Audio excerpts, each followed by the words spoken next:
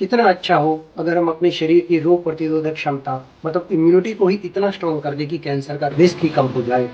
आइए जानते हैं इस रील में 3 ऐसे स्ट्रॉन्ग और पावरफुल तरीके। पहला है चलना।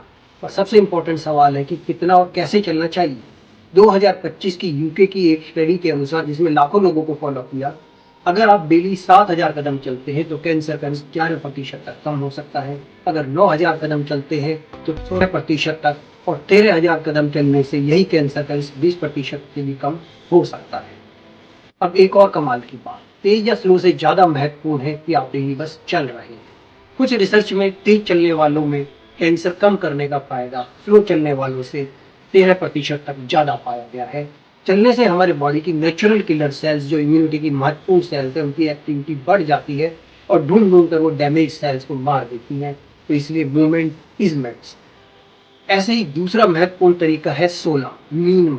7 से 8 घंटे की अच्छी नींद। नींद के दौरान बॉडी की इम्यून सेल्स रिपेयर होती हैं, एंटीबॉडीज बनती है। अच्छी नींद लेने से बॉडी का इम्यून सिस्टम बढ़ता है और बॉडी के रिपेयर मैकेनिज्म बॉडी की इम्यूनिटी को बढ़ाते हैं, जिससे कैंसर का रिस्क कम होता है। तीसरा बहुत ही महत्वपूर्ण तरीका है गट हेल्थ, मतलब पेट या इंटेस्टाइन का स्वास्थ्य। हमारे शरीर का लगभग 70% इम्यूनिटी हमारी इंटेस्टाइन में रहता है, जिसे गट एसोसिएटेड लिम्फोइड टिश्यू कहते हैं। हाई फाइबर और होल ग्रेन वाले फूड से हमारी इंटेस्टाइन के बैक्टीरिया और माइक्रोबायोम हेल्थी होते हैं, इम्यूनिटी स्ट्रांग होती है और कैंसर का रिस्क कम होता है।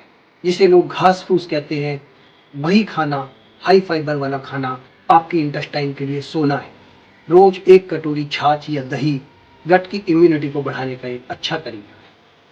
इनमें से आप कौन से तरीके को फॉलो करते हैं या नहीं करते हैं, तो करना चाहेंगे हमें कमेंट में।